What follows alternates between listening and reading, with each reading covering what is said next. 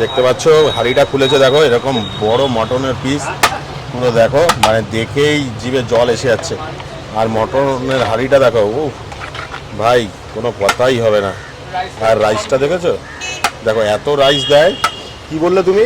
Rice কম দেয়, মানে এত গরমের জন্য আমি কম খাচ্ছি, রাইস অনেকই দেয়।